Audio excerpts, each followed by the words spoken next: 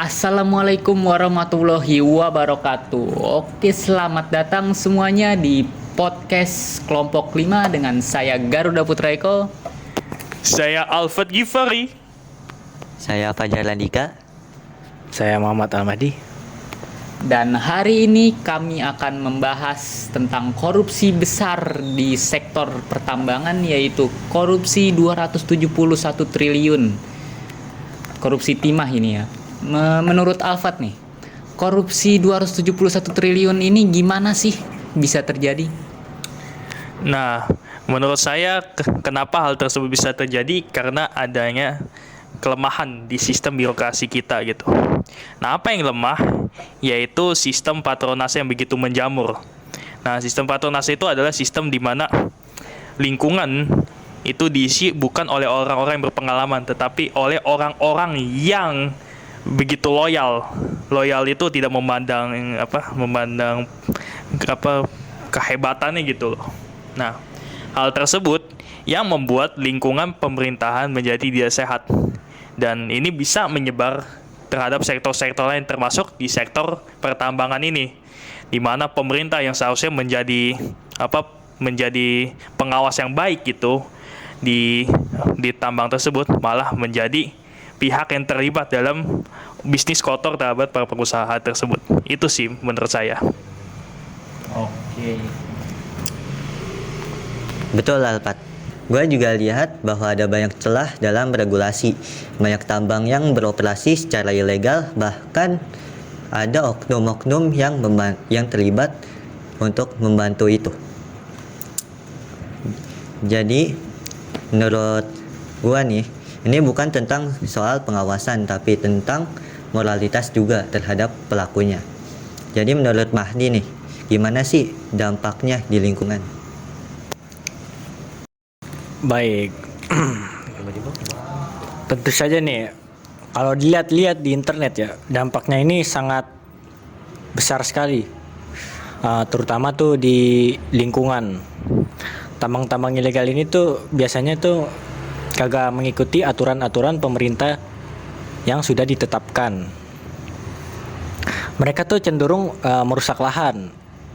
Nggak merusak lahan doang, yaitu nggak merusak lahan doang. Nah, dia juga merusak sumber daya alam tanpa mempertimbangkan kedepannya. Hal ini nggak hanya merugikan alam juga, tapi merugikan masyarakat sekitar yang bergantung pada ekosistem tersebut. Itu loh. Oke, jadi selain berdampak pada perekonomian, ini juga berdampak terhadap alam juga nih ya. Betul. Jadi bakal lama nih untuk perbaikan alamnya ini ya. Oke, jadi menurut Fajar nih, dampak terhadap perekonomian negaranya ini 271 triliun gimana nih? Uang sebanyak itu nih ya, Lut. Itu seharusnya bisa untuk perkembangan bangsa kita ini. Bisa untuk bangun infrastruktur, sekolah, atau rumah sakit. Bayangin nih, orang-orang yang ada di pedalaman nih, yang belum ada sekolah gitu ya kan, yang pendidikannya masih tertunda, yang gitu-gitu aja kehidupannya, bahkan guru-guru juga nggak ada yang mau ke sono. Jadi seharusnya duit itu tuh bisa dibangun untuk bangun sekolah yang ada di pedalaman gitu, biar anak-anak di sono itu lebih maju gitu pola pikir gitu sih. Nah, betul sekali apa yang dikatakan Fajar. Nah, ini juga yang membuat publik marah gitu. Karena bagaimana bisa hasil tambang yang seharusnya dialokasikan untuk kebutuhan masyarakat seperti pendidikan, terus lingkungan dan segala macam itu malah dikorupsi oleh orang-orang yang tidak bertanggung jawab.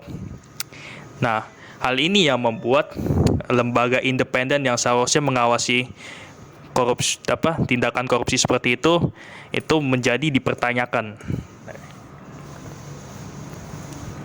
Nah, benar sih. Nah, kita juga perlu nih. Kita juga perlu memperhatikan juga nih gimana kerusakan alam ini akan berdampak pada jangka panjang. Nggak hanya merusak lingkungan juga, tapi juga ngerugiin masyarakat sekitar yang terkena dampaknya langsung dari aktivitas tambang ilegal tersebut. Nah, ekosistem ini juga bakalan susah pulihnya, bakalan lama gitu karena dampak yang cukup sangat besar sekali ini. Oke, jadi bagaimana sih biar korupsi sebesar ini tidak terjadi lagi, atau mungkin korupsi dari berapapun lah, dari sekecil apapun sampai sebesar apapun tidak terjadi lagi menurut Alfat? Ya, menurut saya pribadi yaitu adalah pemerintah harus berani mereformasi sistem perundang-undangan yang bisa menjerat atau menghukum berat para pelaku korupsi. Selain itu, pemerintah juga harus membuat lembaga yang independen yang terbebas dari intervensi dari pihak manapun. Nah, selain itu juga pemerintah juga harus membuat ombudsman atau sistem pelayanan untuk keluhan masyarakat yang terdampak gitu oleh aktivitas pemerintah. Dan ini juga bisa membantu gitu untuk bisa mendeteksi kayak mungkin ada kasus korupsi gitu. Itu sih langkah pencegahannya dari saya. Oke, gua bakalan nambahin opini dari Alpat. Reformasi birokrasi juga penting. Proses perizinan tambang yang rumit itu bisa jadi peluang bagi para koruptor. Jadi nih, kita seharusnya bikin yang lebih transparan atau sederhana, maka kemungkinan untuk korupsi itu bisa menurun gitu. Nah, setuju sih Jar. Kita juga harus lebih tegas nih dalam hal perlindungan lingkungan. Sanksi berat juga harus diberikan nih kepada pelaku-pelaku yang menyalahi aturan lingkungan agar pelakunya dihukum seberat-beratnya. Nah, gitu. Oke, pendapat-pendapatnya ini bagus-bagus sekali ya. Terima kasih banyak nih untuk pendapat-pendapat teman-teman yang ada di sini. Sama-sama. Mungkin segini aja podcast dari kelompok 5. Kurang lebihnya mohon maaf, dan semoga saja korupsi di Indonesia ini dari sekecil apapun sampai sebesar apapun tidak terjadi lagi ya. Amin ya robbal alamin. Ya, sekian dari kelompok kami. Wassalamualaikum warahmatullahi wabarakatuh. Waalaikumsalam warahmatullahi wabarakatuh.